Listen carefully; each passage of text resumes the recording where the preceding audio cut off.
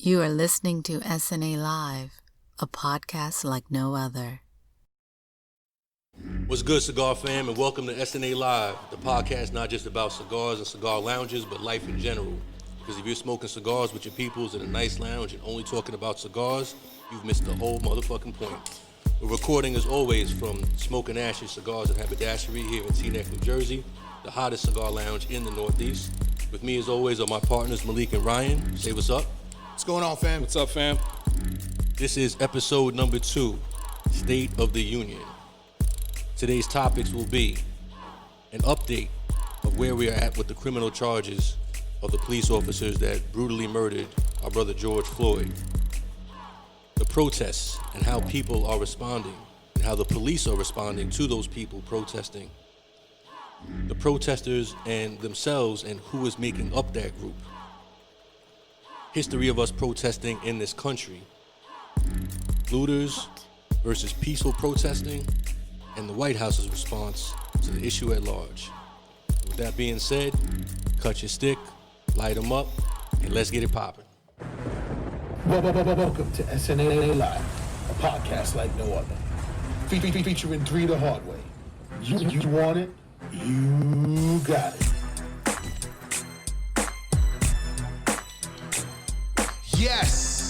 Yes. Welcome everybody to another episode, SNA Live Podcast, episode number 2, State of the Union Address, hosted by Three the Hard Way. Get your sticks, get your drink, get your seat, and let's rock.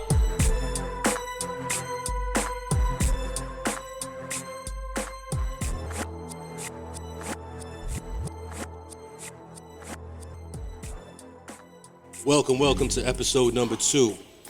Now, in light of the theme of today's show, all cigars that we're smoking today, all the booze that we're drinking today, that we're indulging in tonight, are black-owned companies. So, Malik, maybe start us off and tell us what you're smoking over there. Yes. So I'm smoking the Pure Soul. This is from a good friend of ours, Robert Wright. He's based out of Mount Vernon, New York.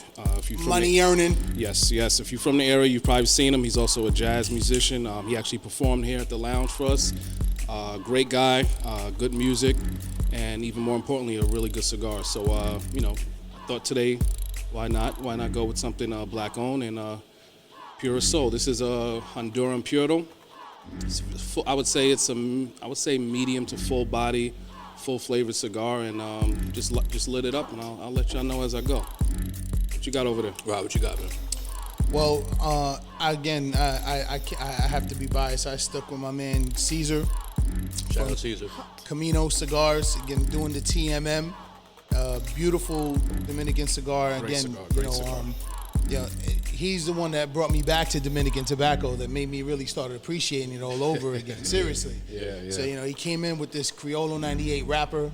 He's got a Criollo 2020 binder. Nice. It's full bodied. It's a great stick. It's well put together. The flavor nuances change. It's got the character balance. It's just a great stick, man. But big shout out again to Caesar. Shout out Caesar. This is that TMM. And by the way, Conway, what are you smoking then? So, I got the El Caminos, which is basically also from Caesar. This is the Toro version. They have the Toro size and they have the Robusto. And if I remember correctly, I believe this is the Dominican hybrid. That's correct. Yes, it is. Yeah. Yes. Great stick, really smooth. I haven't tried the TMM yet, so I got to jump on that maybe next episode. But definitely a smooth cigar. I usually do the Robusto, but considering today's episode, we might go a little longer. I went with the Toro. That's a good choice. Good choice. Yeah, always a good look. Always a good look. Good choice. So with respect to the liquor that we're drinking tonight, we have Uncle Nearest 1884 whiskey. Now, little backstory on Uncle Nearest whiskey. Great story. I love this story, man. Most people know about the whiskey Jack Daniels, right? Iconic brand. People know about Tennessee whiskey. So, Jack Daniels. So now, what ended up happening was the person that was actually originally, when this company Jack Daniels first started, that was making the batches and that came up with the recipes that made the batch what it was and made it the icon that it is today. What people don't realize is it was a black man named Nathan Uncle Nearest Green out of Lynchburg, Virginia. Crazy. It's so crazy. Yeah, especially the town that he's from. Lynchburg. Yeah, exactly. Lynchburg. Exactly. Understand how that must have felt back in the day. Exactly. Okay. And the fact that it's still a And city it's now. still the name. Yeah, haven't changed it anything. Yeah. So what ended up happening was, the family. So granted, this is back in the 1800s. So what the family ended up doing was suing the family of Jack Daniels, saying, "Hey, look, we came up with this recipe. We put in the work. But we got none of the notoriety and obviously none of the money." Yeah. So there was a lawsuit. Now, granted, what they ended up getting, pennies on the dollar. Nothing compared to what they would have done. No, in the beginning. not at all, not at all. But you know what they did? They took that money, they started their own brand, which is what we're drinking tonight. And not only did they start their own brand, it's been it's been named one of the top 5 whiskeys by Cigar and Spirits magazine. Top 5, not in the state of Virginia, not in the city of Lynchburg, not in the United States, but the world. The world, Craig. The So world. the fact that they took this whiskey, which was a more newer whiskey, newer than obviously Jack Daniels, that had this legacy of this iconic brand, top 5 whiskey straight off the bat. And this is not even the highest level one. This is just like the base level that we're drinking, but smooth. It's got a little kick to it. Little body. We'll put you on your ass if you sleep on Yes, it. Yeah, it it is will. a great Yes, it tasting will. whiskey Yeah. too. It doesn't have that hard, it's not bite. like it's not the bite is not there, and it's not like heavy. Yeah, but still, you still get that caramel taste to it. Very that light. sweetness, but it's light, Yeah. very light. Definitely. Nice pairing. So yeah, because of in light of the theme of what we're doing today, we had to make sure that everything that we were drinking and smoking spoke to what we're talking about today. Yes, and sir. speaking of that, I'm gonna throw it to my man Rye. He's gonna explain why we decided to go live for this episode. Yeah, so just so everybody knows, we will be going live from time to time when we feel the need to, especially when there's something that is as big and monumental as what's going on in our world today right now. So we wanted to be as up to date with our information as possible when we decided to do this pod. So doing it live allowed the camera opportunity, but we really wanted to make sure that our material was literally the same material you guys would know up to date. And if you didn't know, we hope to be able to school you guys with a little bit of stuff.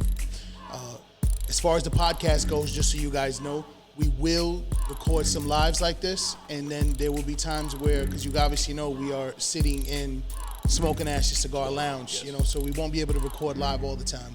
We would pre-record, and always make sure that our audio pods are available on our platforms, and we'll make it known which way we'll be going during the week. So we'll let you know if we're gonna go for a live shoot or we're gonna go for a recorded issue. And So you should be following us on social media, and then if you're following us there, you'll find out every week, whether it's going to be live, whether it's going to be recorded. Correct. We're always going to keep you posted, whether or not it's going to be dropped live or pre-recorded. But either way, still follow us.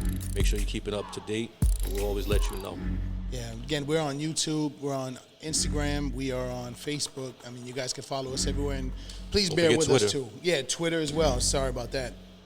Again, we're just new to the pod, and so sooner or later we'll probably end up having a live stream audio and things of that nature. But we're growing, so we appreciate you guys being here with us right now. No doubt. So before we get into the episode, we just want to send a special RIP to the brother George Floyd, who obviously, if you don't know, must have been living under a rock, but a couple of weeks ago was viciously murdered by members of the Minneapolis Police Department. So now that we've seen the filmed murder of brother George Floyd, going into this episode, we're going to talk about how this country is responding as a whole and how we are responding to this crisis. And that's what it is. It's a crisis. It's an assault on our people, and how we've come out in droves protesting, how our culture has come out and shown support, and how our culture, now keep in mind, at the end of the day, this is a cigar lounge, it's a cigar podcast, so we want to start off with talking about our culture within the cigar culture and the support that we get and how that's resonated with the people with respect to the incidents of what's going on today in the country. So I'm gonna throw it to my man Malik over here because we got a call in from a brother that's well known in the cigar industry in the New York City metropolitan area, Mr. Ade McCoy. But I'm gonna let Malik break it down as to who this brother is. Yeah, so we thought it was only right based off the topic of today's show, with not only just racism in this country, but then something else that happened recently for any cigar community with the CEO of Gurkha coming out with some racist comments, and we thought, why not have somebody call into the show and not only talk about, again, just overall racism, but specifically within the cigar industry. This brother has a lot to say. He has a lot of views. He's been around for a while. And more importantly, he's a good friend of ours, man. We met this guy about 6-7 years ago at the Cigar Inn, the old Cigar Inn, not the new Cigar. Yeah, the original Cigar Inn. When we were allowed in there, back in the days. And we were introduced by a mutual friend, C. Quillen. Kurt, what's going on, man? Kurt was good. As you were. And he just said, hey, you got to meet this brother. He's a good guy. He knows his stuff, and he definitely could be instrumental. Obviously, when we were new to the scene, so obviously going to cigar lounges was new to us. But this guy welcomed us with open hands and open arms, I should say. And he was real monumental for us. Just seeing what he was doing, his movement. He is the co-founder of Grown and Sexy Cigar Group. They actually just celebrated their 10-year anniversary, 10 right? years. 10 years. That is a staple right there. Definitely. And Shout out GSN. Yes. These guys are monumental. Anybody from New York, New Jersey area, I'm sure you know about this group. Hundreds deep. And again, we just wanted to bring him on. On top of that, if you follow him on social media, he has a lot to say of what's going on right now. So, again, we had to bring this brother on. He also had his own cigar, so he actually was in the cigar industry. If anybody had the pleasure of having the Dandy McCoy, great cigar to this day. That's probably one of my top 10 cigars I've ever had, and I'm not just saying that because I know the brother. But, that's it. Let's just get to the man. Let me introduce Mr. Ade McCoy. Ade, you there, brother? Yo, what up, Brody? What's going on, man? What's going on? I appreciate you. What's happening, fellas? Ade was good, brother. How you doing? I'm good. I'm all right, man. Taking it easy, man. Thank you for having me, fellas. No, definitely, man. Definitely. And like you said, I was giving a little backstory, but we go back, man. You've always been a very monumental, almost like a big brother for us, man. Just especially, navigating through this cigar industry. And, that was one of the reasons we did want to bring you on, just so you can speak. We know you have a lot of history in this business, and we know for sure, based off, like I said, anybody who's followed you on social media, you've been through it, and you've kind of witnessed, let's just say it, the racism that goes on in the cigar industry. Am I right, brother? Am I right? Absolutely. Okay. Well, first, let me just give you a little platform to talk about anything you have going on, but specifically tell us, what was your motivation behind starting the Grown and Sexy Cigar Group? Give everybody the backstory about that. Oh, absolutely. What you got to understand is that I'm a pre-cigar boom kid. Like me and Kevin, we're from the pre-cigar boom era. That's around 1994. Where when you go inside the lounges, there wasn't too many black people. In fact, there was hardly any at all. Okay. And that's a whole nother story that I want to explain to y'all that really explained, it really delved into the racism in the cigar industry. Okay. Well, to make a long story short, GNS was created on a site called socialcigar.com.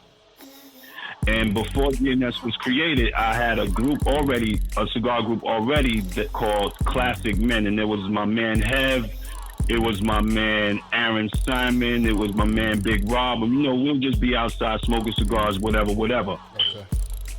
So GNS was basically formed from Classic Men. I met Kevin on socialcigar.com. That was a site that was sponsored by Camacho, and it was ran by a guy named Dylan Austin. I think Dylan Austin was, he had a sales position or something like that, and for Camacho, he was he was big. And we wanted to change the atmosphere forever because we were so used to that very same atmosphere. So once we got a hold of all the cigar smokers from all over the United States that were of color, you know what I'm saying? It warmed my heart. Like, look at all these cigar smokers, like black, because for the most part, you know, we would smoke cigars by ourselves for years. You know what I'm saying? You go outside and smoke yours. We didn't have a home. Gotcha. And that's also something I need to delve into in regards to racism in the industry. How it began. You know what I mean? Its infancy, how it all started. But right now, I'm just going to address how GNS started, and that's basically it. From then on, Baz, Billy, and Gus seen the potential. I think it was their genius that actually seen the potential and this new market of cigar smokers. Because when we first got inside cigar, it was stockbrokers and lawyers and for sure. barber chair, and these guys would come in like, oh my God. So we changed the atmosphere for the urban cigar culture forever. Gotcha. It'll never be the same. And there's a philosophy behind that. So. Okay. Now, tell us about. I mean, you can give specifics. Obviously, you know, keep it a little short. But give us some specifics of some things that, you know, whether it's, you know, one particular instance or, you know, just an overall situation where where you initially, when you first got into the industry, where you, you know, saw what was going on as far as how they were trying to keep our people out of the, you know, the so-called, you know, high-end cigar lounges. Is any specific instances that you can recall that happened? Well, it's as long as in the times that we are now. I mean, you gotta understand. I was in the lounge like in the mid, like I said, in the mid '90s, and there was this place in Manhattan that I used to work close by called Davidoff's. No, not Davidoff's. I'm sorry, Dunhill's. It was Alfred Dunhill. I'm pretty sure Peter Quillen know all about Alfred Dunhill. He was a fashion guy, so he know about Alfred Dunhill. So these are clothes designers, right? They make suits, real high-end suits. But their store had a cigar lounge at the top of it. And when I used to go in this lounge after work, there was nothing but these rich guys all standing around the lounge. It was more uncomfortable than anything and unwelcoming than anything. You know what I mean? It didn't feel like I was welcome. So I just get my cigar and I walk back out. And I think that's the reason that goes back into why I really created, you know, the GNS. It was deliberate why GNS was formed. It was a deliberate to change things. I was like I was all into my Obama shit. Like, you know, I wanted to change shit. So I said, yo, listen, this gotta stop. And Kevin was right on board with me, like, cause he's from that time, even before me. So that's what happened. You know what I mean? I mean, like, it was more you not feeling comfortable and things just needed to change. You know, there was, I mean, like, as far as experiences, you know, sometimes you're gonna feel alienated. I used to go and I feel a little alienated a little bit. You know what I mean? They ask me certain questions and say certain things that, you know, that's a little bit offensive, you know, stuff like that. You know what I mean? But, you know, I was woke then, but I was receiving, you know, the fact that I was inside a lounge and now finally get to enjoy myself and relax. Not have to always smoke in the street all the time. It was much better. You know what I mean? So I took everything with a grain of salt. Thank you for that. So I mean, based off that, what you saw years ago, do you feel we've made some progress? And if so, you know, how do you feel, at least the urban cigar culture, where do you think we are now versus, you know, when you first got in, you were feeling uncomfortable? Do you think we've made any progress since then? Oh, well, that's a good question. I mean, at one time, I believe we was making progress. We was making progress. We was making progress in regards to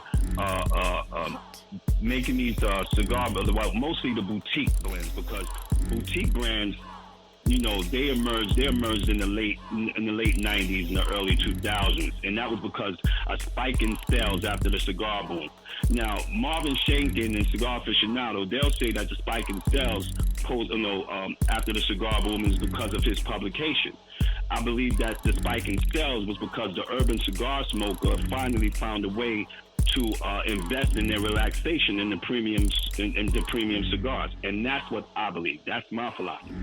Like, he believes one thing, I believe another. He believes it. He says he created the publication in 1992 or 91 or whatever. He created it.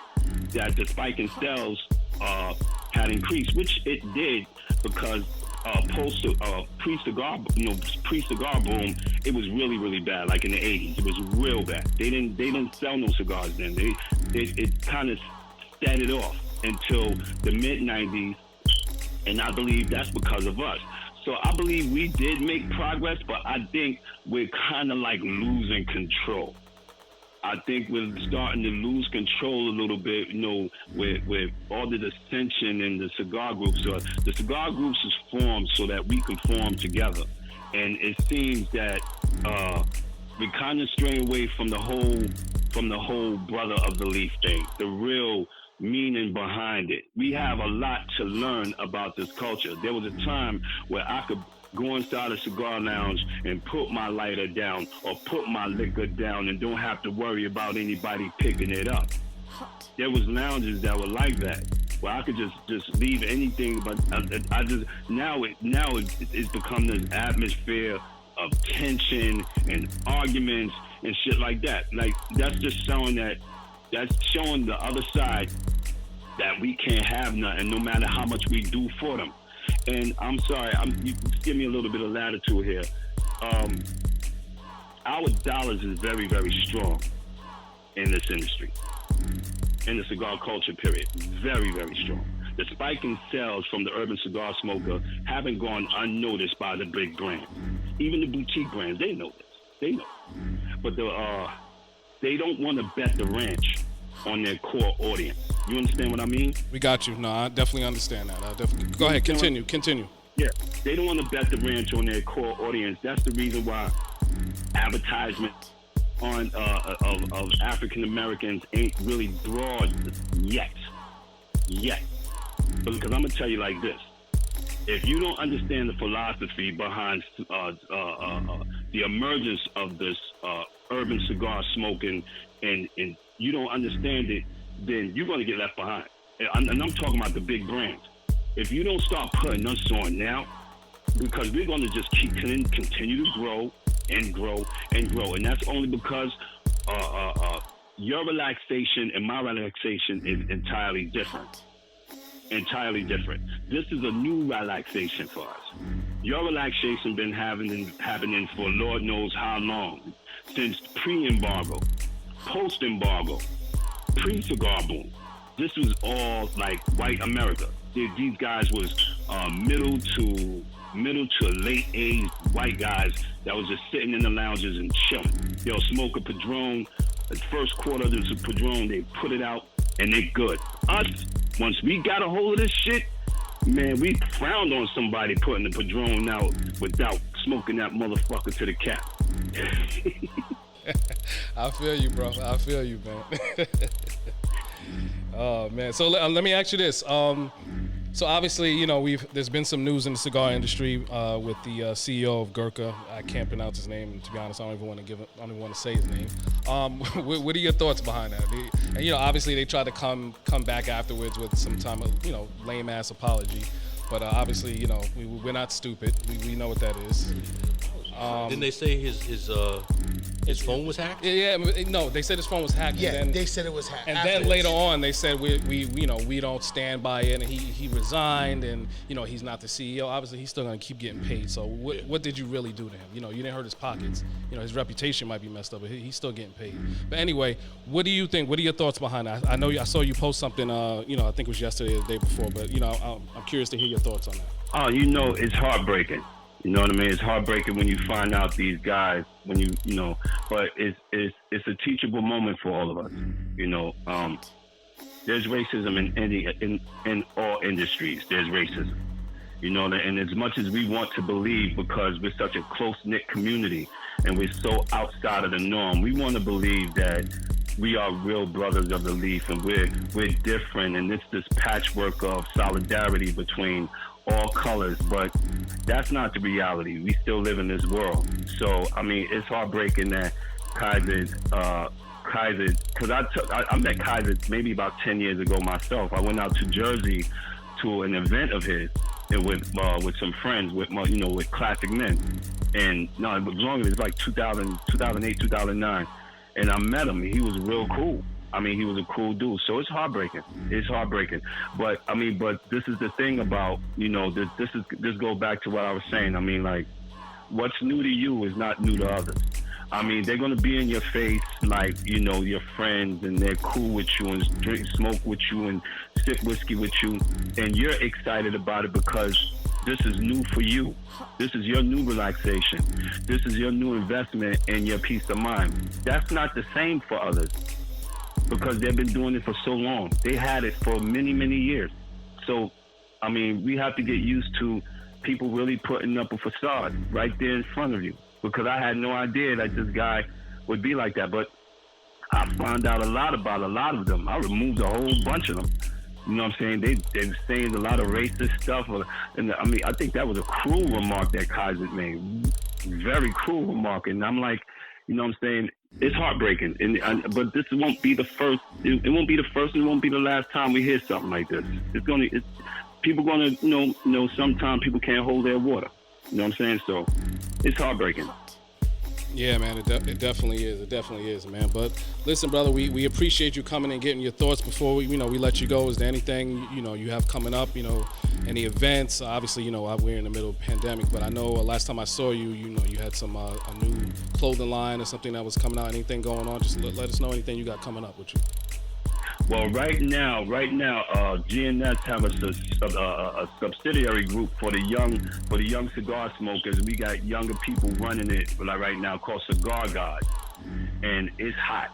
Like it's hot. We're putting things into the works. We getting our cigars together. We got a little factory we deal with, and everything is starting to come together. I don't want to expose too much, but I'm going to plug you Malik Conway and Ryan. I'm gonna put y'all on. You know what I'm saying? But Cigar Gods is hot. It's hot. All right, brother. Well, listen, man, I appreciate it. This is definitely some knowledge, and it was good to have you on and, talk to us about your experiences in the industry, man. And can't wait till we open back up and, we see you in person, man. Hopefully I can give you a good hug and pound, man. Yo, Ade, thank you so much for coming on with us, brother, man. For real, it was great to have you on. Again, ladies and gentlemen, Mr. Ade McCoy, one of the original founders of New York City GNS. Thank you so much, Ade. Have a good one, brother. All right. Shout out to Ade, man. Yeah, Appreciate man. him coming That's through. my guy right there, man. So let's jump into the first topic of the night, and that's an update as to where we're at with respect to the criminal charges of the officers that brutally murdered George Floyd. So the latest is, I believe the rookie cop, if I'm not mistaken, just bailed out. The main officer, the one that actually had his knee on the neck of George Floyd, is charged with second-degree murder, and then the three others are charged with aiding and abetting second-degree murder. So I just want to get into, real quick, the importance of the other three officers being charged. Because what I think constantly happens is you have officers, one main officer doing something, or even a couple of main officers doing something, and then you have others watching while it's happening. And I think the officers being charged in the George Floyd murder, it's an important moment in prosecution for officers, because what ends up happening is the officers that stand by and watch are just as bad. They just as guilty, if not worse, because they see the wrong thing happening. They see, now granted, probably a superior officer doing this wrong thing happening. So I understand that there's an inherent hesitation or apprehension. But your morals got to kick in. Yeah, though, because one of those guys, I don't know, he was only on the force for 4 days, and that officer was actually his superior. He trained him. So, I mean, listen, I'm not making any excuses for him, but that just shows you the culture is that you can't tell your superior, you can't tell them anything, even to the point morally where your superior is actually killing someone. So he didn't even feel comfortable to even try to tell him that this is not what you should be doing. So is that more along the lines of bleeding blue for real. That's what where it is. you lose, a part of being part of natural society. Because listen, I have friends that were cops and Yes, family, man. military, the same. It's crazy. I understand to do the certain job, you got to tune in or tune out rather, and you just go into another zone. I understand the mind frame, but to be able to, I can't relate to it. I understand it. Not at all. You understand? But like, that to me is the epitome right there of just, you become part of this group, this brotherhood. Yeah. And they take you in, and you forget everything else about whatever you had to do with your previous life. 'Cause you really give it up. Yeah. You do, but I mean, okay, we're not talking about, he, roughed him up a little something just to kind of prove a point. The brother literally was on the ground killing saying, I can't breathe, please get up. And that's where the moral side of it should come in. Definitely. And that's where the brainwash part was what I'm saying. Like, these guys get to the point of being that they're for the team so much that they forget about like life. Like realistically, those guys deal with shit every day. We know that. Yep. You get desensitized. Yeah. You get complacent. Even though those guys were brand new, but you still knew what was right and wrong was. Yeah, no, definitely. So the thing I'm curious about now is, I've never actually been to Minnesota. Actually, that's not exactly true. I had a layover in Minnesota one time way back, but I literally stayed in a hotel one night, hopped on a plane, and got my black ass out of there. So I never really got a chance to experience Minnesota, right? So it's not exactly a whole lot of brothers there. Like, I know Prince was from Minnesota. I know Kirby Puckett, the baseball player for the Minnesota Twins, was from Minnesota. But it's not Larry Fitzgerald. Oh, where? Yeah, he's from Minnesota. Oh yeah, he is from. Yeah. Yes, he is. He made a statement recently. He said he went back recently. He doesn't notice what Minnesota has become. Like, it's not the same. Say word. I never knew that. Okay. Yeah, it's crazy. You learn something Okay, so, but it's not exactly Detroit. You know what I'm saying? It's not exactly Watts. So DC. Well, no, not DC anymore. Yeah. Oh, I'm sorry. That's the old. DC used to be Chocolate City. Yeah. DC Now changed. it's Salt and Pepper City. So I'm very curious to see how the jury reacts if they end up going to trial, because we all remember Rodney King, right? And those officers that got charged with assaulting him. But they moved, if I remember correctly, they moved the venue out of LA County and they moved it to another county to prosecute those officers. And obviously it was really a jury of their peers, because there was hardly any brothers and sisters on the jury, if any, and they all got acquitted. Even though everybody saw clear as day this brother getting his ass whipped for like a cool 10 minutes straight. Tasered, beat, kicked, stomped. So I'm curious. And what was the lie that they said about him? Oh, yeah. So here's the funny part. There was a narrative put out by one of the officers saying, okay, yes, on video it shows us, wailing on him or whatever, but you have to understand he was high on PCP. And when you have somebody high on PCP, they're gonna have the strength of 10 men. So yeah, he was one guy and we were like 5 guys. But you have to understand, when you're on PCP, you're like the Incredible Hulk. You're not, you're not that normal individual. Let's just stop there. Most of you guys, if you ever lived in the hood, once in a while, some part of your life, you've come across someone who has smoked some dust or high on PCP. You know exactly what that guy looks like. So that's what they're trying. That's what they tried to say. Exactly. They're actually trying to say the same thing with Floyd too. They did until they did the toxology Exactly. report. And that's what happened to Rodney King. So the narrative was just believed by everybody, black people included. They were saying, okay, regardless of what he was on, regardless of the fact that he might have been speeding, regardless of the fact that he might have had the strength of 10 men, in the video, it didn't show him exactly attacking anybody. No. He was on the ground just getting lumped up. So It was like a piñata at a party, bro. Exactly. Because they all took turns doing it. Exactly. So then, even myself, now granted, I was 14 when that happened. Yeah, we were kids. Yeah, but until probably about 4 or 5 years ago, I just assumed that the narrative that was out was the narrative that was true. Like, yes, he was speeding, he was high on PCP, but I don't think he deserved to get whipped like that. And then, sure enough, the toxicology report shows, which the news didn't put like front page. Of course, but they won't do that because it doesn't paint the narrative that they're trying to portray. Exactly. So sure enough, No PCP in the system whatsoever. It's not surprising. What you basically had was 5 officers just whipping on the motherfucker for no reason other than. So I want to ask you a question real quick, Homer. You had mentioned that they had to move that case to another district, so to say. Yeah. How bad is it that the DA that was in charge in Minnesota had already a prior record of letting cops go? Exactly.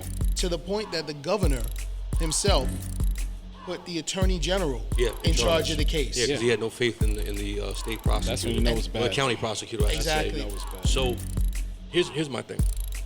I'm just, and that's why I say I'm just very curious as to how this plays out.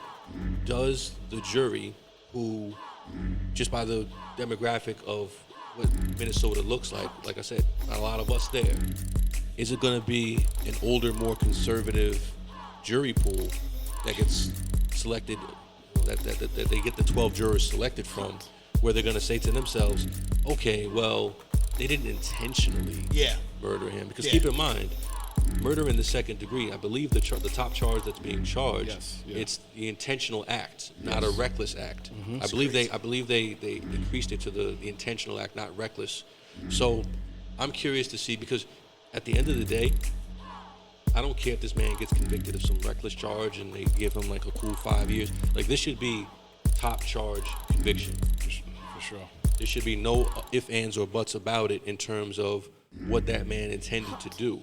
If you have a knee on somebody's waist or mid-back because you're just trying to pin him down to the ground and that person dies, maybe you can make the argument, okay, I had my knee in his back. How could I have thought he would have passed away?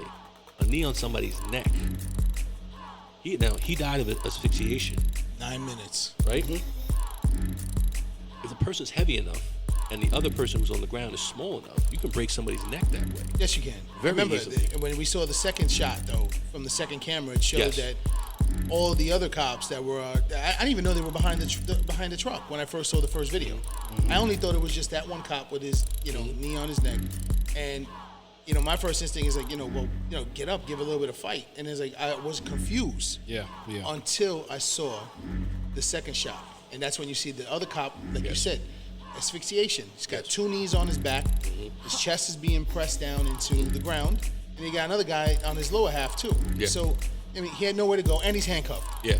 So, So, I would like to be optimistic, considering protests that are going on right now. It really warms my heart. There's so many white people out there right now protesting, which is really, really cool. So because of that, I'm hoping that whatever jury pool because I don't see these officers taking a plea. I see these officers being hard hit, especially the main dude. I see him being a hard ass and just being like, you know what? I'm going to shoot my shot. Yeah, he's exactly. Let me go to trial. Because you know what he's going to be thinking? Well, those officers in the Rodney King situation. And there's a lot more. Yeah, exactly. A lot more we don't even know their names from a lot of other cases that we never even heard the names of the victims. And especially considering former Governor Klobuchar, it's my understanding, let's expose it. Didn't even prosecute him on his previous actions. Real so talk. he's probably thinking like, hey, look, I know everybody's mad right now, but they're gonna get over it. By the time this thing goes to trial, it's going to be a year. Smooth sailing. They're going to be forget about a year it from now. This is just hot in the topics right now because maybe somebody else does another one. Yeah, exactly. Because what's going on right now? The pandemic. Correct. So there's nothing else to pay attention to. Because look, I've been a practicing attorney since 2004. If I'm representing him, I know what I'm thinking. I'm thinking, look, we got to drag this out as long as possible. Because that video is indelibly etched in the minds of everybody right now, right? So, but the news cycle, once it picks back up, once this pandemic is over, we got the elections coming up. Oh yeah, it'll be flooded. I mean, it's gonna be the Republican National Convention. We got the Democratic National Convention. We got the. You already heard the news what 45 is doing, right? Yeah, in Tulsa. Yeah. If he does that, no, it's not. If No, he's it's not doing if. it, Yeah, it's he's already. doing it. It's real quick, I wanted to ask you a question, Conway. Yeah, I'm glad sure. you brought up and you let our listeners know Practicing attorney. that you are practicing attorney, criminal defense, and criminal civil rights defense and cases. civil rights. I don't know if I read this morning. I thought of you. Did you know that he was supposedly with air quotes. Supposedly the reason for the delay in charging him is that they said that he was trying to work out a plea deal. Really? Before they brought him in. Yeah, I didn't tell you that this morning. I wanted to save that, but yes. Okay. What are your thoughts behind that? What do you think the reason? I'm just curious to hear your thoughts on that. So, sorry. So, okay. So he was. To use it as past tense, he was trying to work out a plea deal, which says to me that his lawyers probably came at them with some, hey, he'll give up his pension. He's obviously fired. He'll do a few months, solid in protective custody, and he'll go about his business, right? That's what they probably, or no jail time at all, maybe just probation, right? So because why not? Oh, right? actually, it was. I'll tell you, it was state murder charges that he was going to plead to, and federal civil rights charges, to be specific. Really? Yes. Huh. Then that would have been definitely prison time. That wouldn't have been no few months. But they probably hit him with numbers where he was like, pissed in his pants. Yeah, exactly.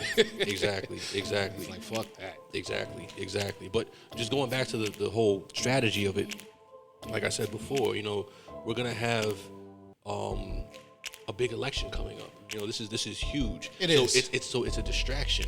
And then sports is going to be coming back. And before you know it, which people have been dying for, so that's already Exactly. you're gonna tune out. So if I'm his lawyer, it's one of two things. Keep stalling. Approach them quickly and see if we can just put this to bed, and very minimal jail time, and obviously, give up the pension and all that, or drag it out as long as possible to the point where people don't even remember what happened, because that video, like I said, it's etched in people's minds. But that video led to the protests, and that's the next topic I want to talk about.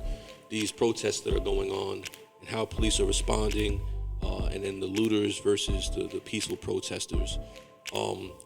So it's just beautiful. Like I said before, it warms my heart how many white people are out protesting.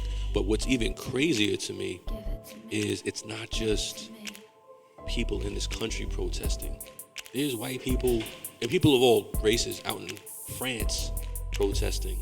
People in England protesting. Yes. They don't even have a dog in the fight. Yeah, man. Like, there's no real concrete incentive for them, because when we're saying Black Lives Matter, granted, black people have it rough all over this planet, right? In different countries, on different continents. But specifically in America, when we talk about Black Lives Matter, we're talking about just the historical racism here in this country. So for people in France to protest, for people in England to protest, for people in just Europe in general to protest, they can just be like, well, that's an American problem. We ain't got shit to do with that. Exactly. We didn't have the institution of slavery for 400 years and Jim Crow laws and all that. So yeah, for the most part, black people are cool when they come over here. So we can just be like, yeah, we're one of the good ones, and not even say anything about it. So the very fact that we have protesters of numerous backgrounds, nationalities, it's really, really a beautiful thing. Yeah, man. I was actually, you guys know, I live in a predominantly white town. Yes. Yes, you do. So I was shocked when we got, Facebook, things started going around. We having a protest. We're gonna have a rally. I was like, what? Really? Okay. And I was a little hesitant about going out there just because. Tell them why. Listen. Listen. Tell them why you mad, son. Tell them why you mad, Shay. Y'all know, you guys know my experience with, just perfect example.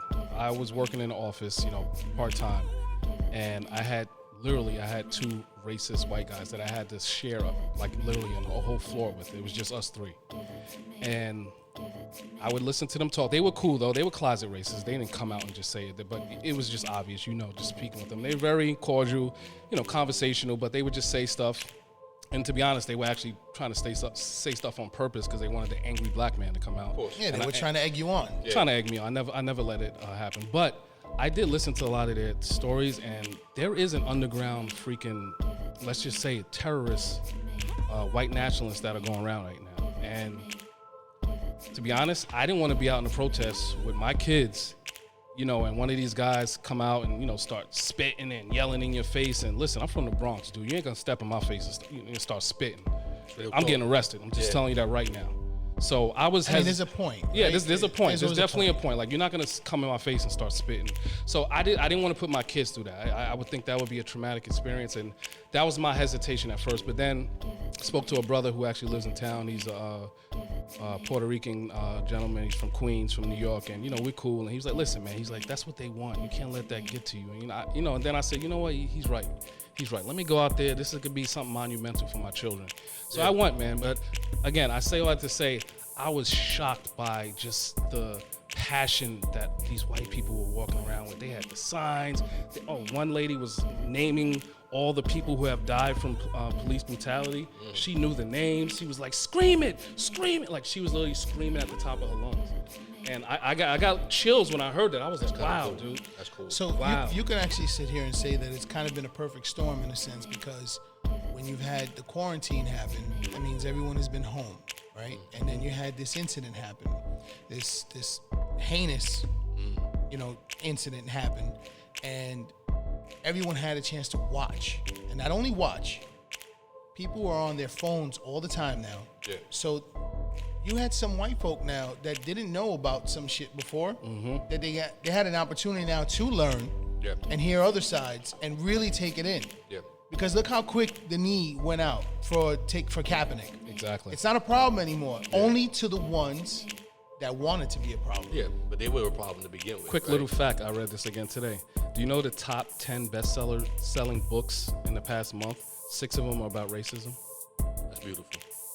That's Because I mean, look, That says a lot right there. it does say a because lot. I think when the initial, Black Lives Matter slogan started, I think there was a lot of backlash because I think a lot of people just didn't understand what we were going through. And I think a lot of people thought we were just saying Black Lives Matter as the beginning of a conversation out of nowhere.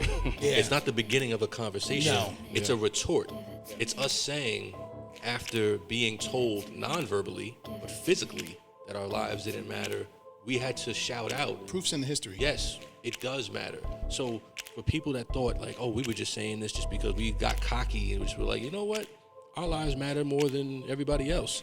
We weren't saying that. What we were saying was your actions against us showed us that you don't value our lives as much as our white counterparts. So we had to shout it out. We had to create a hashtag. We had to wear it on t-shirts. We had to put it on signs to let people know, yo, our lives are just as valuable as our white counterparts in this country. We're not second-class citizens. We're not, as the United States Constitution says, 3/5 of a man. Exactly. You see what I'm saying? So it's a retort. It's not the beginning to a conversation. But I also want to get into how the police are responding. So before I get into what I'm about to say, I don't want this to make it seem like I'm bashing all police officers. My experience with the police is specifically Yonkers Police Department and NYPD. Your growing up career. experience. Yeah, Exactly. in your career. And growing And up. growing up as a black man. Of course. I mean, if you lived in New York, Before absolutely. the career, there was me growing up in Yonkers in the Bronx. As a black man. As a black man. Correct. Exactly. So all of my experiences are specifically NYPD and Yonkers Police Department. But there's this retort that I always hear when people say, oh man, yeah, this happened, the officers in the Rodney King thing and the officers that killed, Philando Castile and the officers that killed George Floyd, it's one out of just a whole batch. Don't let one rotten apple destroy the whole bunch. Or not all police are bad. And I'm not saying all of them are, but here's the thing, and this is what I think the George Floyd prosecution, or the prosecution of the officers that killed George Floyd, this is what it shows. When you're saying not all of them are bad, no, it's not all of them, but it's more of them than you're willing to admit, because when you have that concept of blue solidarity, everything falls apart. It does. Perfect example. So there was a elderly gentleman by the name of Martin Gugino. Now, people might not know the name readily, but I'm sure everybody has seen the video. This is the video of the 75-year-old white man that was out during the protests that got pushed over by police, fell backwards, and cracked his head on the sidewalk. Now, to paint the picture, if you didn't see this image, you had probably about 75 cops and one 75-year-old protester. Yeah. And not a healthy, spry, No. like, oh my God, he's 75, I can't believe it. No, I'm talking about like Mr. Magoo elderly, like, Mr. Burns on The Simpsons. Get off my lawn. Yeah, exactly. Yeah, like yeah, walks exactly. with a, and I'm not trying to like, Make in fun of or make I'm light. trying to just, like paint the picture Yes. of this was not a spry. He was not a like, threat. He no, was not a threat. The furthest Far thing from a from threat. it. The furthest thing from it. So what ended up happening was he gets pushed, cracks his head on the sidewalk. He's out there leaking. Ambulance comes, they pick him up, take him to the hospital, right? Now they say he's okay, but when you're that old, who knows what's gonna happen? No, Just- recently they say he has brain damage. Oh, there you go. Well, listen, 75 years old. He hit his head for that full force. Yeah. He hit his head directly right onto On the the concrete, And he- exactly. He was So- in the same spot. So now peep the official report that the police initially filed. Oh, he tripped and fell. Is that really what they Yeah. reported? Yep. Yeah, He tripped they and did. fell. They did. So now everything that's written in that report has to be thrown out once you see that video. So then the video comes out, and then all of a sudden it's like, oh, that's not what happened. So then, and this is what I mean about blue solidarity. So then I believe the officers that pushed him were fired or suspended. Or They were something to that- suspended. Suspended. And then a majority, if not all, of the police in that precinct resigned in protest of those officers being punished or being reprimanded. That's insane. Are you kidding me? That's insane. Yeah, no, not dead ass. Like, you just saw on video your fellow police officers push over an elderly man and crack his head open. Now, if you're gonna say, hey, look, it was in the heat of the moment, they don't deserve to be fired, we're upset about that, okay, maybe. But when you're gonna Before you saw the video. yeah, but when you're gonna put out he tripped and fell, and then they get mad when there's a backlash, that's the problem. But did you hear what 45 said about the gentleman? Yeah, he bashed him. He called him an Antifa. Antifa. Was it A what? Antifa? That Antifa, the group that's terrorist from group. They call the terrorist group. But even from the left. yeah, but what makes it worse is like, all right, so even if that was the case, let's just say it was the case. So he purposely went out there and said, let me start something, and then he faked that he freaking hit his head. He was like, it was worth me going out there and getting my head bashed in. you know what I'm saying? Like, come on. At the end of the day, that's still not an excuse. That's not an excuse. Not at all. Not at all. So let's get into our next topic, the who is out there protesting. So we touched on it a little, saying that there is a lot of white people, and that's a beautiful thing. It really, really is. What we also have, though, and I'm seeing it, but and this is gonna be a sensitive topic. I know it is already. Come at us. Hit us up on IG. Hit us up on YouTube comments. Hit us up on Twitter. Hit us up on Facebook. So we have in this country, especially in the New York City area, a large number of Afro-Latinos Yes. in the country. So here's my take on that real quick. If a cop pulls a car over and there are 4 brothers in the car, let's say it's a Mercedes E-Class. Let's say it's a nice car. Not crazy nice, but really nice car, right? And these 4 brothers in there that look like David Ortiz, how Sammy Sosa used to look like. Sammy Sosa. Yeah, pre-skin bleaching Sammy Sosa. David Ortiz and Sammy Sosa, right? Mm-hmm. And they say, get the fuck out of the car. Do you really think they're gonna start speaking Spanish and saying we're not black, and these officers gonna be like, oh, our bad? They can try, and I assume that they did it, but to the officers, there's no They difference. don't give a flying fuck There you go. at all. So I say that to say, and once again, not all, but some, the denial is still there, and it's not anything I take offense to, because it really boils down to lack of education.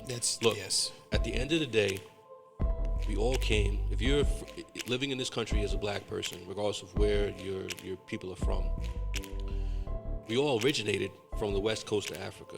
Now, our enslavers spoke one of 4 languages. You had the English, which brought slaves over to America, the Bahamas, Bermuda, Barbados, Jamaica, places like that. You had the Spanish, who brought slaves over to places like Puerto Rico, Dominican Republic, Colombia, Honduras. Mexico too, on the low. No, Mexico did actually. On the low, yeah. And then Not a lot of people know that. And then a lot of slaves actually escaped the states and ran to Mexico. Yeah. Yep. And there was a brigade of those Afro-Mexican residents there that took up arms with the runaway slaves to protect them from the bounty hunters that were coming to get them. Facts. And then last but not least, which a lot of people don't know, the largest importer of slaves, Portuguese, which is why to this day the largest black country on the planet, not in Africa, it's in South America, it's Brazil. So then you have a bunch of black people speaking Portuguese. So my point is, I don't care what language you speak. That does not take away your blackness. And I'm not saying, and I'm not trying to point out David Ortiz to saying he doesn't admit that he's black. No. I'm giving you the example of somebody that's from another country, a Spanish-speaking country, Correct. that's a black man. Well, listen, I can identify, exactly Yeah, what that. right, yeah, exactly. So at the end of the day, by, quote unquote, your nationality, right? I am Puerto Rican, right? But what a lot of people don't know is that we, like Conway was saying, our countries were inhabited by African slaves, Chinese slaves, and let's not forget the original people of the islands, the Tainos. The indigenous people, yeah. So, it's tough because when you go to some of these countries like DR, where it's one or the other, you have the one side that was really colonialized by the Spaniards in Spain, and you could see that their skin is fairer, and they decide to side with staging up against the other side of DR and Haiti because of the skin color. Mm-hmm. And this goes not just for the countryside, but that's even here. Oh, yeah. You'll see, I've heard, I've been called nigga before by Cubans, white Cubans in Miami. Wow. Yeah, they get kind of crazy too. You know what I'm saying? But again, it's not realized, like, fam, like yes, you have blonde hair, blue eyes, okay, but if we really dug deep inside that little bloodline of yours, exactly. there's some black in you as much as you want to hate that. Exactly. Guess what's gonna pop up? So, it's sad though that a lot of us don't identify with our history, and I think it goes to a point of a lot of us not really knowing how the history, the history train went for most of these countries. Yes. Realistically, I've never been schooled, over there, so I don't know how the upbringing was in the school system. But, over here, they pretty much, separate everything. We don't have a history here in our history books. No. And a major point that I wanted to say is that America for itself decided that somewhere down the line that it was gonna, make this grand plan and keep us down. And some of y'all might hear that and be like, oh, here you go again with that. It's the truth, though, because we had to learn white history, right? And the only inkling of mentioning of people of color, in any sense, were when the Indians got taken over from Christopher Columbus and black people were slaves. It just miraculously popped up out of nowhere and were just slaves in the history line. And if you target that also to some people who are maybe religious, you also learned that, we didn't have we didn't have a history because we had to learn about the Jewish history. We had to learn about the Egyptian history, which didn't reflect what we were either in these books. And again, we learned everyone else's history, whether it was religious histories and history books, but we never were learned or taught our own histories. And we had to learn on our own. And think about when we were coming up. If our parents didn't have the books that were black market books, they weren't mainstream, Or the knowledge. or the knowledge to share, then you didn't get that right knowledge. You just got what America wanted you to know. So speaking about that, in terms of learning white people's history and not ours, I wanted to just say something about how there's a lot of people, specifically Midwest, down south, when they talk about white privilege, and white people will say, well, my life isn't easy either. And I just want to make a point very, very clear. It doesn't matter who you are, white, black, brown, yellow, purple, polka dot. Life isn't easy, period. It's hard for everybody. For everybody. All we're saying is your life was easier. Not easy. No, it's true. Easier. And the only thing that made it easier was the color of your skin. You got more opportunities than... Which is the definition of racism. Correct. So hypothetically speaking, let's say life is a race with hurdles, right? And everybody has the same hurdles, right? White, black, brown, yellow, polka dot, stripe, doesn't matter, right? Everybody has the same hurdles. So when white people running their race, they're like, yo, I'm running the race and I got the hurdles just like you. So why are you saying I have privilege? I had to go over mad hurdles to get to where I'm at.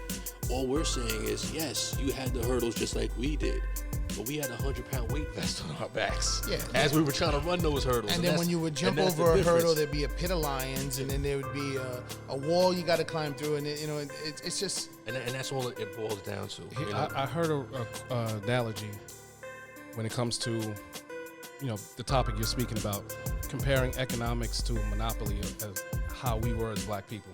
So the analogy was, imagine you were playing Monopoly, you're a black person, and for 400 rounds of going through Monopoly, you had money, you didn't have money or anything on the board. You were just playing. So it's like you were just playing for free. So you would pass go and not be able to pass collect go and you wouldn't collect anything. Then finally, after 50 rounds, you gain some money, so they start giving you some money. So now for the next 50 rounds, you're getting money, and then all of a sudden, boom, they just come and take it away. Tulsa, Rosewood. Keep going. You can keep going. Boom. All right. Wait. When you say Tulsa, explain to the people. 'Cause some people, regardless black, white, whatever, don't know what you mean by Tulsa. So Tulsa, in the 1920s, we were building black. When I say us, black community was building a whole community of banks, retail stores, just families. We had wealth. We were building wealth in this small town in Tulsa, Oklahoma. AKA the Black Wall Street. Black Wall Street. And all of a sudden, come on, they were like, excuse me, what? You guys are trying to come up? No, we're gonna dead all that. Let's burn this shit down. And they came and burned down the whole damn freaking town. They tried to report only 30 people died, but they said realistically over 100 people died. And not even just burn it down. They drop bombs. Yes, they dropped from bombs helicopters. yeah, exactly. But when we talk about the number of people who died, and not to trivialize the deaths, but the number almost doesn't matter. It's demoralizing as a people to finally be able to puff your chest out and say, yeah, look at what we've accomplished. Yeah. Look at what we've done. Look what, through hard work and perseverance, look what we were able to do. And just when we started being able to kind of feel ourselves and feel good about ourselves as a people, keep in mind, this is in the 20s. Yeah. Before the Civil Rights Movement, Jim Crow was still alive and well. Just when we thought, oh, okay, we got something going here, boom, eviscerated. So then imagine after 450 rounds of playing Monopoly, and then after that, after the 50 rounds, they bomb you. Now they tell you, all right, start all over again. How the hell are you going to catch back up on that game? There's no way you're going to win. Game, it's rigged. It's rigged from that point. So when people try to say, oh, stop making excuses, or you guys had all types of opportunity, you try to come back, again, using the analogy of Monopoly, you try to come back and win a game of Monopoly. Not even win, just even get close. After 450, be competitive. After 450 rounds of losing on a game of Monopoly, you tell me, just stop making excuses. You can do it. You have the opportunity. Come on, man. Like let's just stop that. So that brings us to talking about history. The history of us protesting in this country. So we're all 80s babies here, right? In terms of our first memories, it's the early 80s for us. I'm born in 78, Leek, you're born in 79, Rod, you're born in 80, right? Correct. All right, so our first memories, just in terms of being able to remember anything as children, 83, 84 at the very earliest. Yeah, I mean, unless you had some crazy traumatic shit happen. Yeah, exactly. So obviously we're not going to be, in terms of our memory, we can read up on it, but we're not going to be well versed in what happened in Selma or, original March on Washington, things of that nature. But we remember the Rodney King riots. Yeah, that was actually the first real, incident I remember where it was like, holy shit, this is... So to take it back a little further, So protesting could take two forms, right? It could be marching, it could be riots, right? Correct. So the first riot I remember was definitely Rodney King. Rodney King. In terms of protests and marches, does everybody remember Yusef Hawkins in Brooklyn? I believe it was Bed-Stuy, to be exact. Yeah. Well. Yeah, that's when he went into a white neighborhood. Yep. And Yes. Yeah, Yep. yeah. So it's just crazy how, over this time, we've had just numerous examples of incidents happening where we're like, okay, is this ever going to end? We're just constantly having to march, and then when marching doesn't work anymore, they wonder why it gets violent. They wonder why. Now, I'm not saying I agree with smashing things and starting fires and running up in stores or whatever, but what people are trying to do is put logic to a situation where it's not logical. It's raw emotion. It's not. Raw emotion. You're not thinking about, I think I feel a certain type of way. I think I will leave my residence, go outside, and throw a brick through a window. It's not a logical thought. It's not, and that's where these names, like you heard, with today's situations going on with the protests, you hear the Antifas and you hear these riot starters. I mean, you have protesters. You have, I think there's three sets of people. Yeah. You have protesters. You have looters. You have rioters and you have looters. Yes. All right, and the looters are going in with one purpose and one purpose only. They're going in after everyone has made a name and caused a ruck, speak their mind to get the crowd going. Then you got the rioters to get the people going fiery wise, and then you get these people who come in and they're in for, destruction. That's really what it is. But you got to think about, why are they doing that? Specifically the looters. Like, what caused them to get to the point where they said, you know what? I'm going to jump through a broken glass window and go steal some shit. So that has to go to opportunity. Exactly. Because They're what poor. happens is They these don't have people anything. are poor. Exactly. They're poor as hell. And this is their chance. And it's sad. Understand, this is a sad statement. But it's very realistic for a lot of people.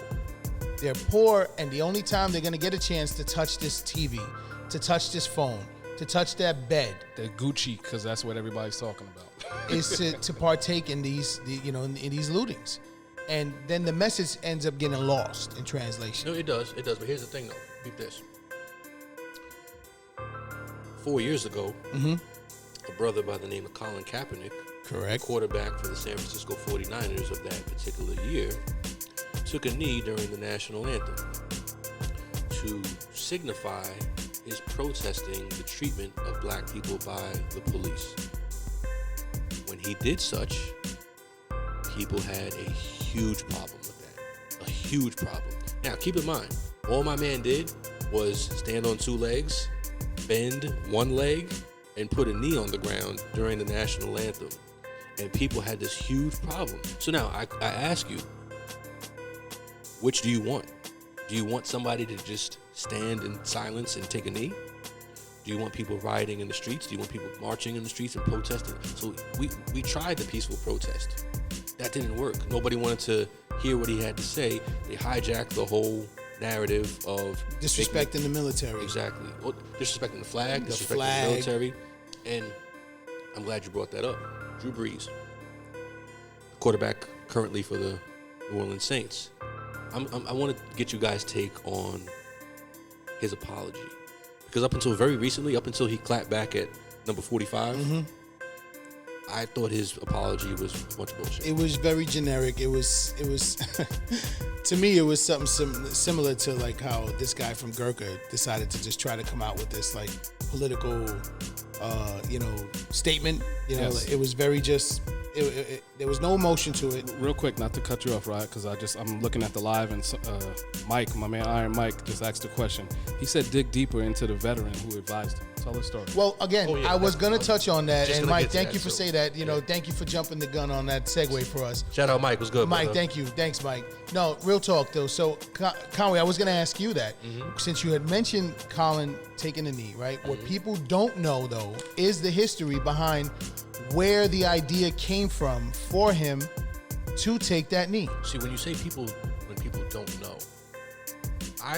I think it's more people chose not to listen because that story was out there. Now, I agree with you. It was definitely out there. But again, the narrative that gets portrayed through these media channels, Exactly. it's only a certain few outlets that will actually... Exactly. So essentially what the story behind it was Colin Kaepernick was fed up with how we were getting treated by the police. He said to himself, okay, I have this amazing platform. I play for the NFL. The NFL is the most popular sport in America. Sunday, this is how popular the NFL is. The NFL has hijacked the Sundays away from the church.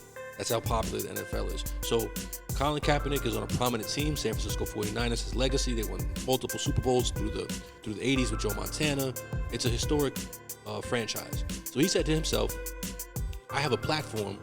I'm really educating myself about who I am as a black man in this country and what our history is. And I want to be able to protest what's going on with us in these streets with these officers murdering us. How do I do so in a way that garners attention, but at the same time not being disrespectful to the flag? So he had a particular individual that was a friend of his who I believe, if I'm not mistaken, was a Navy SEAL. He was a SEAL. Okay, I know he was definitely military. And he asked that friend, I want to protest, but I don't want to be disrespectful to the flag because I'm an American, I love America, but I want to show my frustration about how we're being treated. How do I do so in a way where it gains attention, or garners attention, but not being disrespectful? And that particular military personnel said to him, well, when we have a brother in arms that's passed, that's been slain, that's fallen, what we do to show respect and a rest in peace to that particular individual is we take a knee. Mm-hmm. If you take a knee, not turn your back on the flag, not sit down and just do something else. Taking a knee is a show Also, of respect. not making bikinis and boxer shorts and everything else that is really disrespecting the flag. Yeah. But, That's you know, real let's talk. just be real. Get her done. So we make sure we got our flag bikini briefs on. Yeah, exactly. Real talk. So Colin Kaepernick said, okay, cool. That's what I'm going to do. Now, number 45 took that and ran with it and said he's being disrespectful. I believe he called him a son of a bitch. Sons of bitches, get them off my field. Exactly. And then all of a sudden, he's being disrespectful. He's being disrespectful to the troops, disrespectful to the flag, disrespectful to the country. And Drew Brees doubled down a couple of weeks ago, or about a week and a half ago. No, about a week ago, yeah. It was real fresh. And said, I'm never going to agree with the disrespect of the flag or whatnot. Now, what I think happened, You get it. he apologized, I want to say the next day. Yeah, but he had no choice. His PR team was like, listen, you're going to have to come out and say something. Or you're going to get sacked every game. Your offensive line is not going to block. But on top of that, you know what's sad about it too? And I will just, it's not to twist the narrative a little bit, but real talk. Remember what Katrina did to that region? Yes. And Drew Brees was a pivotal person in the rebuild for that. Definitely was. So, he went from a beloved person to all of a sudden, because he doesn't understand the meaning of what the kneeling meant, he lost his whole city's backing. And yes, very quickly. Because of that. Very quickly. See, but here's the thing, though. When you say he didn't understand what the kneeling meant, I don't think he took time to even try to understand. He didn't, yes. All he correct. saw was, you're disrespecting my flag, and that's it, end of story. Correct. So, two things with that. Number one, I think the initial apology was bullshit. I think, like you said, his PR team was like, yo, you're kind of fucking yourself right now. Dude, you're about to get cut. Yeah, you got to apologize. So I think the first apology was bullshit. I think he just did it as, I don't want to be viewed as a racist, or I don't want to be viewed in a negative light in this city, because New Orleans is a very black city, right? Yeah. Unlike Minneapolis. So I think he just threw out a bullshit apology. Now, what redeemed him in my eyes was when Donald Trump was like, yeah, don't apologize. You should, shouldn't even say the man's name, number 45. Yes. Yeah. Said, you shouldn't apologize to these people. And basically, fuck those people, right? Exactly. Drew Brees went in on him. So what I think happened in between the apology and him going in on number 45, I think his teammates sat him down and was like, yo, take a seat real quick. We got to educate you about some stuff, about what's been going on in this country and what we're trying to do, and how your view of things is very skewed. Very skewed. Lee, you were about to say something. Yeah, here's a quick question. Another question from Instagram. Bees Maddox was good. He asked, do we think the NBA players are going to agree to come back and play? Or not even so much, I can take that even a step further. Do you think they're going to kneel every game? And are the owners going to actually go for that? In the NBA? And no, NFL specifically, since we're talking about Drew Brees. I think at this point in time, if an NFL owner comes out and tells his team how Starbucks did today, because Starbucks today, by the way, made sure that all their employees are not allowed to wear anything that's Black Lives Matter related. Nothing. Yes, I'm dead serious. Yeah, I saw that. Time out. Wasn't it just 2 years ago they had two brothers sitting in there waiting for somebody and they just got arrested? Yeah, for just sitting in Starbucks they have a history with this, and obviously you could just see where they're going. Motherfuckers with it. really don't learn. No, they don't. They don't because they're blinded by the dollar, and in their minds they think that. See, but here's the thing though. If you took a step back, you say you're blinded by the dollar. I'm hoping you're gonna go where I think you're gonna go, You're about to fuck up your black dollar. which is a large portion of the spending power in this country. Yeah, like, wow. Yeah, man. So they did that. I honestly don't think that the NFL owners, anyone who comes out right now and says, "Don't take the knee, don't make any mention that," I think they're committing suicide for their own self, because the other owners would have to get forced. They would have to force this guy out. It's just going to happen. It's happening across the world right now. Well, across the nation, with people in their jobs. All these cops. I don't know if you saw the rally. I forgot where it was the other day, but these one guy was a corrections officer from Jersey, so it had to be here actually. And another guy was like in the police academy. And when the protesters were going by, they mocked the George Floyd situation all over again. While when the correction officer had his knee in the back of the academy guy, they're both gone. Yeah, fired. They're fired. Beautiful. McFly, you're fired. Fuck him. Fuck him. Yo, because, all right. So to answer just to answer that question, no. Yeah. I honestly don't see NFL owners coming out. There's going to have to be a bigger push from Roger Goodell to make a statement where I know he works for them, but at the same time, he's got to turn around and tell these guys, this is the narrative that the NFL is. This is what we stand for. If I'm not mistaken, the NFL, I want to say, is anywhere between 75 and 83% black. Well, what did Roger Goodell say in his speech to everybody? He said, without black Americans or black players, there would be no NFL. That's real talk. And it's a fact. Yeah. If every black player stayed home on Sunday, you would have training staff, medical staff, and like some water boys and the punter. A couple punters. The punter and the kicker will be out there with some offensive linemen. That's it. All right? So I highly doubt and nobody's that. coming to see them. No, and the sport that has the biggest revenue in this country is football. Yeah. And they know that they need to correct their ways, that they've gone wrong. And still to today, Roger Goodell and the NFL have not apologized to Colin Kaepernick, which I believe he deserves an apology. Definitely. On top of that, the man has been blackballed and hasn't had an opportunity to get a job in years, when he's been better than backups and some starting quarterbacks that have been playing the last few years. Real talk. All right? So he's been blackballed enough, and it's to a point where we all know what you're doing. We all know why you're doing it. Now, what are you going to do from this point on to correct it? So here's my take on Goodell, what he had to say. The fact that he didn't mention Kaepernick's name. So everything he said is like, okay. That was bothersome. Like, I'm not going to lie. Like, okay, you made a statement. Cool. But you didn't address it all. Exactly. You should have addressed it all when you had the platform for it. And he didn't do it. So again, And that was very purposeful. That wasn't like it by was accident. strategic. It was very Definitely. strategic. Definitely. And it's sad because, again, the narrative is a gentleman who started a peaceful protest, which is what is part of the Constitution, if I'm not mistaken. You're allowed to do your peaceful protest. Yeah. You know, he did it in a Freedom manner of speech. from Freedom of assembly. he was mentored by a Navy SEAL. You know, he never ever said that, you know, the military doesn't mean anything, America doesn't mean anything. He was drawing light to something, and everyone who didn't want to hear the message made their own conclusion to what he was doing. So, speaking about the message being hijacked, let's talk about the White House. So we're not going to mention his name like we said earlier. So number 45.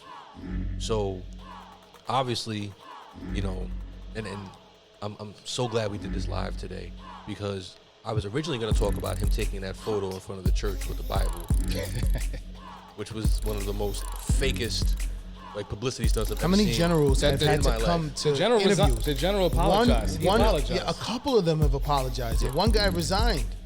So that was initially going to be my topic of conversation for this, particular topic in terms of the White House's response to the issue at large. But I just found out a few hours before we went live, number 45 is going to be where and doing what with who? Tulsa, Oklahoma. Dude, my skin boiled when I fucking read that article. So tell him what's going on in He's Tulsa. starting his campaign Yeah. for his reelection. And don't get this twisted. All right? This was very strategic. Very. When is it? When is it again? It's on Juneteenth, which is June 19th. Juneteenth in Tulsa, Oklahoma. But my white friends that I speak to, oh, he's not a racist. Really? So, just to give a little background on Juneteenth, and anybody that's listening, by the way, we are having a Juneteenth celebration here at the Cigar Lounge, Smoking Ashes, 200 Walraven Drive, Teaneck, New Jersey, 07666. We are still not officially open because of the quarantine and the pandemic. However, we do have a little patio. We do have a parking lot.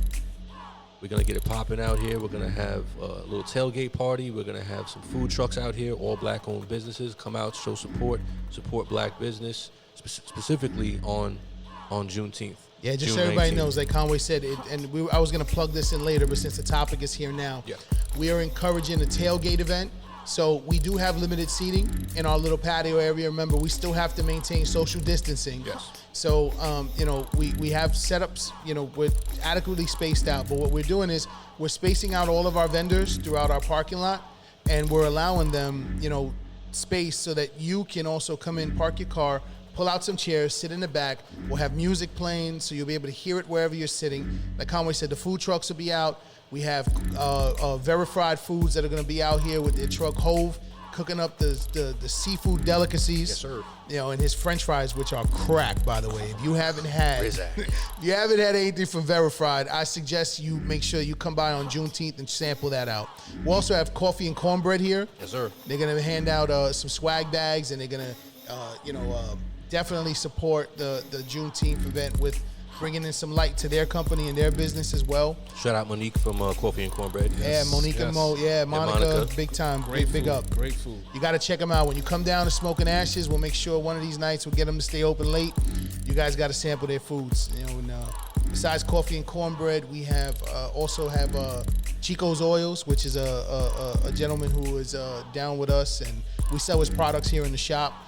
Smoking Ashes is all about, the holistic approach. Us being people of color, we heal differently. Yes, sir. We're not about that opioid life. Nah, So, not at all. we sell some of the finest top line CBD products available from Chico's Oils. He's going to be here as well, handing out samples, and has products for you guys to, see if you would like to purchase. And again, it's just a celebration event, for us. And it's not the way we wanted to do it. We wanted to take over the whole parking lot, which we will look to do next year and get in 5 times the amount of vendors here. But again, everyone's been stuck inside, and it's just about time where, the orders are getting lifted on the 15th for us out here to have, outside events, and everyone needs to get out. Yeah. And I understand it. You've been cooped up for 4 months, Yeah, three damn near. and a half months. Yeah, 3.5. So I understand. Come out and socialize. Be around your people, man. Be around good people. And While at the same time still social distancing. of course. Yes. Absolutely. And listen, we're going to be very, we're going to be sticklers with Yeah, it. we're gonna be responsible. Yes. But going back to the original point of, Yeah, I of mean, come on, Juneteenth. this dude. So Juneteenth though specifically. I'm not talking about 45 anymore. You got enough of our attention. Yeah. So And for those who don't know, what what Juneteenth is essentially, so slavery ended, and in 1865 with the Emancipation Proclamation, and June 19th signified the last day when I think the last slaves were informed of the end of slavery. So that was June 19th, I believe, 1865, if I'm not mistaken. So let's not let that slide either, because this was the era of it was the telegram era, if I'm not mistaken. Yeah. So obviously they got the late notice. But that's what we speculate, though. Real talk, from some of the stuff I read, obviously some of the slave owners heard rumors of the emancipation and but they decided we're not going to tell them nothing until, it becomes a big enough topic, and then, let them figure it out later. And why would they? And with that, let's get to our closing thoughts on just the topic at large of what we've been speaking about today. Ryan, I'm gonna let you speak first. All right, so I mean, listen, we're living in a time right now that is very disturbing yet very enlightening, because it's a moment where if you have younger children or if you've never experienced something like this, you're seeing things for the first time in a manner where, there's an uprising for our people finally, and people are fed up, and it's a beautiful thing to see because voices are being heard, stories are being told, and people are listening. And it's up to you out there, the listener, if you are a person of color, okay? It's your duty to continue this message way after this whole travesty comes to an end. You can't just fight now. You got to fight consistently. Facts. And you got to put your money where your mouth is. Real talk. And I'm not going to just talk shit here because we are black owners of a lounge. I'm not telling you just to come here and spend your money here. Yeah. All right? That's not what I'm telling you. What I am telling you is... But you're not saying that. But I'm not saying that, of course, because at the end of the day, we're still a black-owned company. Yes, sir. So come down to your local businesses, support them. There's no reason for you to not support your black-owned businesses. And the stronger that we make that plea and we support more, that'll empower us more and get people in better positions to make other changes. Soon that business owner owns 2 businesses, and then he might have an opportunity to run for your mayor of your town or your district. Yes, sir. And he might get into politics, or she might get into politics. We need more of our people out there with more voices. And I will definitely say something to our Latino community as well too. Listen, at the end of the day, if you were from the Caribbean, there is black in your blood. And if you want to walk around here and act like you're not and that you're better than, then shame on you. And I'm saying that for myself being a Puerto Rican, okay? Because I know where my roots come from. I know my history now, and you should take the time out and learn yours. Stop taking what people have taught you. Stop taking the messages that you learn from school. The brainwashing. Take time and get off your Pornhub, get off of your Snapchat, get off of your Facebook, do some research, because we're in the era of technology where there's no excuse for you to not know your history and anything you want. Well, if they were on Pornhub, they were getting off, but Well, that's another story. shit. Oh, man. How did I not hear that one? Set yourself up for it, brother. Oh, shit. No, But yeah. the point, though, is, all right, listen, just identify with yourself. Know who you really are before you open your mouth, Real talk. okay? And at the end of the day, yes, I understand the plea. I hear it all the time. I have family members I fight with as well, too, that are mixed. They're not all just Italian. They're half Puerto Rican, and yes, and if you're watching this pod or you're listening to it, I'm talking to you, cuz, all right? So understand what's inside of your blood and open your eyes to the problems that people of color have been dealing with for fucking centuries. Yeah. Okay? This is not decades. This is not just something new. It's centuries. And I'll keep going on a tangent. I will clip it, but we got to break the systematic racism in this country, which people don't realize and they don't understand because they don't know the history. Yes, right now we're all sitting here. Yes, we all have quote unquote the same opportunity, but at the end of the day, no, we don't. Okay? Because if Malik goes and puts in a resume for a job with his name, and you have John Smith, and they're equal freaking resumes with equal GPAs from whatever college they came from. Yeah. Guess what? Malik is not going to get the call unless it's a black person in charge of HR at that time. Yeah. All right? And that's real talk, and that's been going on for a long time in this country. From hiring to schooling. I mean, Conway, you went to a HBCU. Yes, sir. HU. Okay, so I mean, my own daughter right now is to a point where she's just like, I want to go to an HBCU. Why? Because I'm tired of being taught the narrative of what everyone wants me to know. So my message to you guys today on my rant, this is garbage rant, okay? Get educated, take some time to learn your history, and then when you do, then come out and speak. But don't just speak off of an impulse, off of a history that you were taught that's not really yours. Yeah, that's all. And I'll be very, very quick. Support black businesses. I'm tired of hearing well, again, because I worked in corporate America for years, and the excuse is always, well, again, let's just grant it, they don't know the history. They don't want to know our history, and they're speaking off of ignorance. Oh, you guys have all the opportunity. No, we fucking don't. No, we don't. So if that's the case, let's build our own. Let's build a new Tulsa. Yeah. And the only way we can do that is supporting black businesses. Break that mentality. Don't let this whole narrative that we don't own anything. Yeah, we don't own as much as we should, and we spoke about why early in this podcast, but there are black owners out there. Support them. And when you do support them, just because you're black, don't ask for a discount. No, it doesn't mean that it's cheap. It defeats the whole fucking purpose. Yes. It defeats the whole purpose. Black owned doesn't mean it's made cheap. I'm tired of people coming in here saying, oh my God, you guys charge $10 for a glass? Like, really? Would you say that same shit if you went into Midtown Manhattan and went to a white establishment? Would you complain about that shit? No. Come on, brother. You know how it is, man. Stop Give me a little that, discount, man. Come on, brother. You know how it is. Stop that, We gotta break that. We have to break that. The only way we can come up is by us creating our own, building, and we can't do that by ourselves. We need the support, and I'm just speaking that because I'm a black business owner. I'm speaking for all the black business owners out there.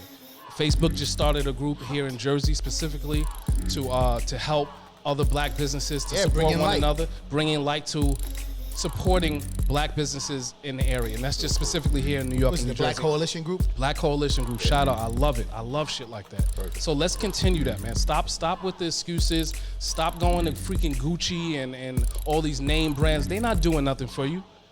All these rappers that's naming songs literally after a fucking clothing brand. Are they paying you? They giving you money? And you know that brand don't give a shit about you. They don't give a fuck about you. So stop it, man. So again, that's my little soapbox. All right, support black businesses, man. Definitely. Conway, what are your closing thoughts on this? So I'm gonna just actually look at it on a macro level. What's happening to us in this country with respect to the way we get treated by police isn't a black problem. The reason I say that is because the fear that the police or the fear that white people have of us isn't our problem. It isn't our fault. We're actually not doing anything to cause you to be afraid of us. The only reason that happens is because of lack of exposure to us. This isn't a black problem. This is a human problem. So all the white people that are out here protesting with us, arm in arm, holding up signs, saying Black Lives Matter, we really, truly appreciate it, because I think the message that's starting to get across to them is it's not impacting them directly, no, but at the end of the day, it's not a black problem, it's a human problem. Right. So we appreciate all the support that we're getting from our white counterparts that are out there marching with us. Definitely. And with respect to how we get treated by the police, I wanted to just take a brief moment and give a salute to all the fallen soldiers, list of slain black men and women at the hands of cops in this country. Breonna Taylor, Tamir Rice, Michael Brown Jr., Philando Castile, Eric Garner, George Floyd, Trayvon Martin, who wasn't killed directly by police, but killed by a wannabe cop and coward, Ahmaud Arbery, again, not directly by police, but people who thought that it was their duty or their responsibility to take it upon themselves to hunt us down. And all the names that I just mentioned, this is all within the last 8 years. This is not even a decade, all within the last 8 years. And also salute to the many people, men and women who I didn't name, who lost their lives in the struggle. And I just wanted to have just a brief moment of silence for all of them.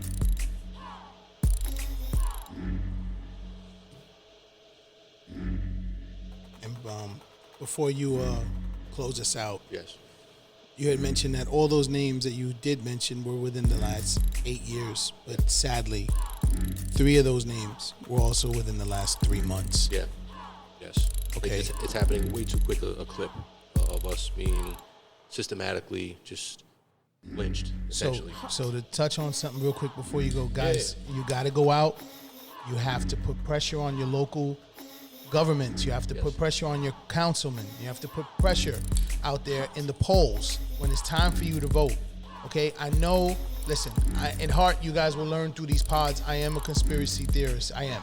Okay, and I have my things and my thoughts rather on certain topics. But Who, you? yeah, I know. really? I know. You? No. Yeah, no. I didn't think so either. but at the same time, though, they cannot deny us when we're out there in numbers. Okay? Yep. So let's put in the people that we want in office and get the ones that we don't want out. Real talk. Okay? We've already got one. What was the gentleman? I usually call him a gentleman. What was the asshole that got kicked out of recently? He got voted out. The senator. Oh, and what state was Was that Iowa? Yes. It is Iowa. Yes. What was his name Yeah. again? It doesn't even matter. It doesn't matter. But Yeah. we He's got gone. one of these racists out. Felicia. Bye, Felicia. Bye. All right. Use your power, guys. Use your voice, and don't let this fight slow down or stop. Keep pushing the narrative, and stand up for what's right. And on that note, it's a wrap for this episode. As usual, hit us up on the tab below on YouTube for your questions and comments. For those listening on the podcast, hit us up on Instagram, Twitter, Facebook at SNA Live Podcast. Now, usually I sign off with a quote from Shirley Chisholm, but in light of the theme of this particular episode, we got a quote from Brother Malcolm, Malcolm X. That's not a chip on my shoulder. That's your foot on my neck. Peace. We out. Later. You have just been listening to the SNA Live Experience.